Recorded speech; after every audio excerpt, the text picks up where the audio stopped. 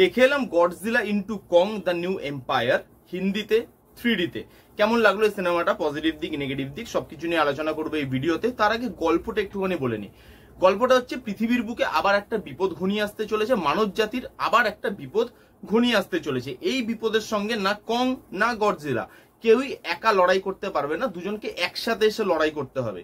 এই দুই শত্রু কিভাবে একসাথে আসে, বিপদের সঙ্গে লড়াই করে এবং এই বিপদ থেকে মানব জাতিকে উদ্ধার করে, এই সমস্ত কিছু নিয়ে এই সিনেমাটা হতে চলেছে। এবার যদি পজিটিভ দিক নিয়ে কথা বলি, দেখুন বেশ কিছু পজিটিভ দিক আছে।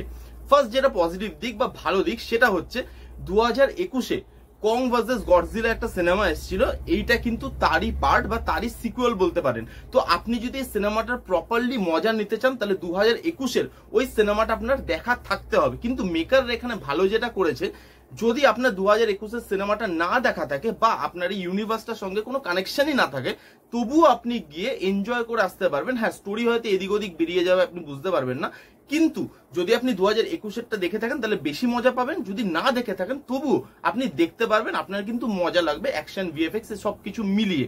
তো সেইখানে আপনি যদি দেখেন বা না দেখেন সেটা নিয়ে এই সিনেমাটা দেখতে যাওয়ার জন্য আপনাকে কিন্তু দ্বিতীয়বার ভাবতে হবে না।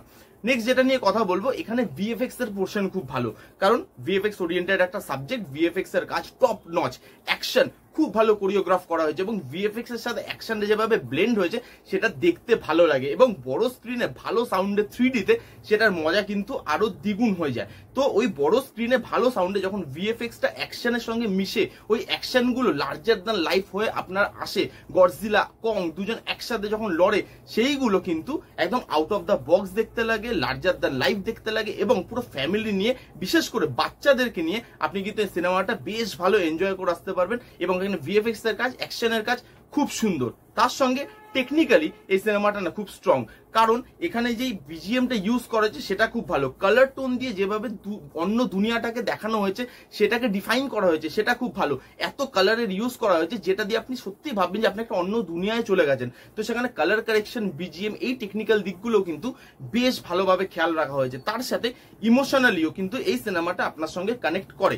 হলিউড সিনেমা এমনি খুব কম টাইমের হয়, তো সেই কম টাইমের মধ্যে ইমোশনালি কানেক্ট করাটা খুব টাফ। তো এইখানে কিন্তু ইমোশনালি আপনাকে কানেক্ট করে। এখানে একটা ছোট্ট কং আছে, তার সঙ্গে আপনি ইমোশনালি কানেক্ট হবেন। বড় কং, মানব জাতি, ওইখানে আরেকটা জাতি আছে, ওই মানে আলাদা যে দুনিয়াটা দেখাচ্ছে সেই দুনিয়ায় আলাদা একটা মানব জাতি থাকে, তাদের যে ইমোশনাল কানেকশনটা সেগুলো কিন্তু আপনি সিনেমা শেষে ফিল করবেন এবং ইমোশনালি অনেকটা কিন্তু এই সিনেমাটা আপনাকে টাচ করতে পারবে। এই ছিল মোটামুটি পজিটিভ দিক। এবার যদি নেগেটিভ দিকে মুভ করি, দেখুন এটা একটা অ্যাকশন ওরিয়েন্টেড ফিল্ম, বাট একটা কথা আছে না, লেবু বেশি চটকালে সেটা তেতো হয়ে যায়। এখানে সেই জিনিসটাই হয়েছে, অ্যাকশনের একটু ওভারডোজ হয়ে গেছে।